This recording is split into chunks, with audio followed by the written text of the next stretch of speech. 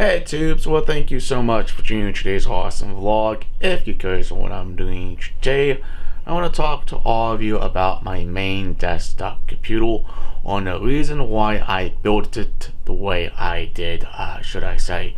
Because I want to understand how to build a computer, how every single component and part works with the machine, and making sure it is 100% compatible with the motherboard and with the case and power supply and all the different accessories with the device itself. But I know a lot of you are going to say, Chris, you should have got the i7.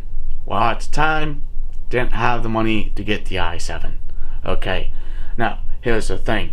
I'm using a Pentium 2 core processor because remember, most motherboards may not work perfectly fine with a quad core processor. Means the more cores you have, the more the motherboard is going to try to figure out how many cores does this processor actually have.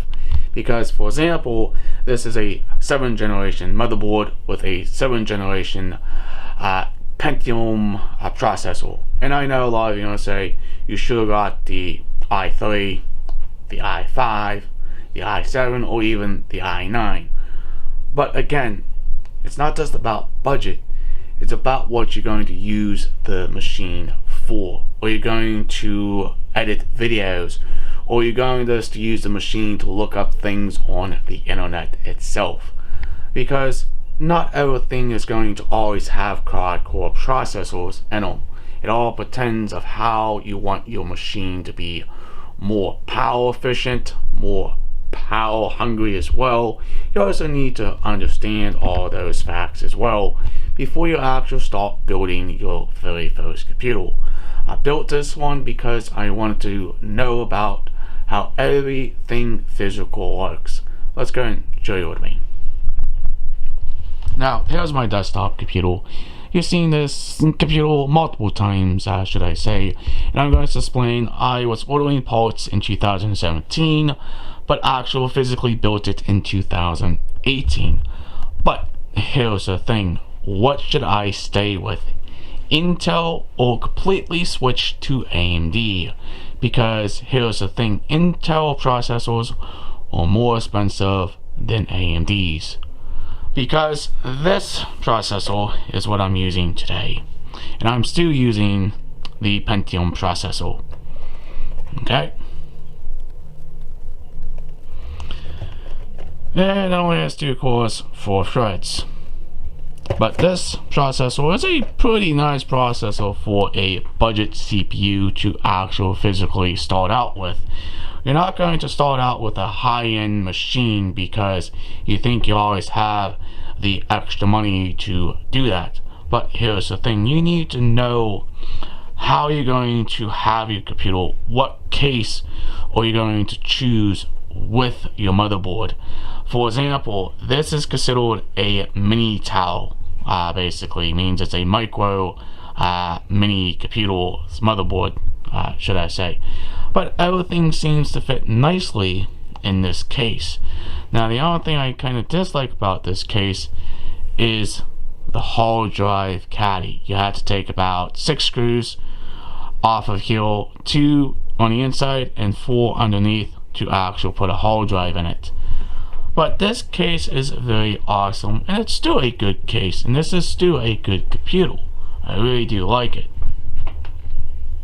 Now, the biggest problem, if we kind of slowly pan over here, is my dresser. And a lot of you don't understand the problem is the height of the case is not going to always fit over here. It seems like I got enough space, but about the width of this. What's the problem?